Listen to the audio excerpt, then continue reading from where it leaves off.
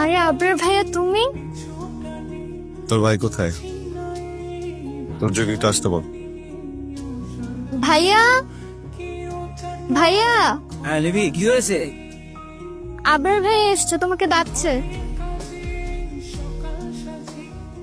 কি রে আপনার? তুই আমাদের বাসায় আয়, ভেতরে আয়। না, ভিতরে যাব না। দেখে একটু ভিতরে যা। তুমি মনে হচ্ছে অনেক রেগে আছো। ভিতরে যেতে বললাম তো। নেমি, তুই ভেতরে যা। জি ভাইয়া। অফিস লাইফ কেমন যাচ্ছে? যাচ্ছে। 3টা অফিস সুইচ করে ফাইনালি এই জবটাতে আমি খুব শান্তি পাচ্ছি। ভালোই যাচ্ছে। এরা আমি তোর যোগে সরি বলেছি। বাবা খুশি হবেন জানবে। আসলে তুমি তুর্যকে সরি বলেছো? সরি বলার সময় ভেতরে একটু জ্বলন কাজ করছিল, কিন্তু বলে ফেললাম। আবরার, মানুষ সরি বলে ছোট হয় না। একটা মানুষ কখন বড় হয় জানো? কখন? যখন মানুষটা সরি বলতে শিখে।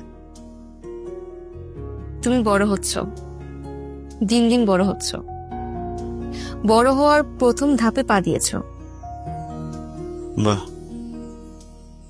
27 বছর বয়সে এসে আমি বড় হচ্ছি, জেনে ভালো লাগলো। আচ্ছা, আমাদের বাসার সবাই নামাজ আদায় করে। তোমাদের বাসার তুমি ছাড়া সবাই নামাজ আদায় করে। ছোট্ট একটা ছেলে ফায়াজ, সেও নামাজ আদায় করে। তুমি নামাজ আদায় করো না কেন? করবো করবো বলে করা হচ্ছে না। আমি চেষ্টা করবো এখন থেকে। সাহস করে একদিন 5 ওয়াক্ত নামাজ আদায় করো। নিজেকে নামাজি করার জন্য 1 মাস সময় দাও।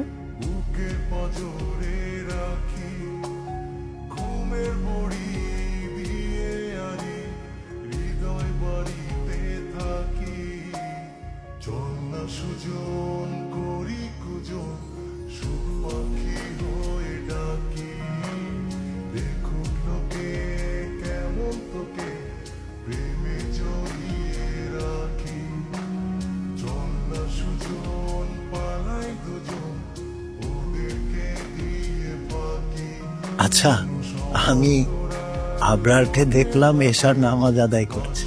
কি বলো, আমাদের আবরার? বাহ, এটা তো খুবই ভালো সংবাদ। তুমি একটু জিজ্ঞাসা করে দেখো তো, ওর আবার কোনো সমস্যা হয়েছে কিনা। তুমি এসব নিয়ে চিন্তা করো না, আমি ওকে জিজ্ঞেস করব। ঠিক আছে, তুমি বসো।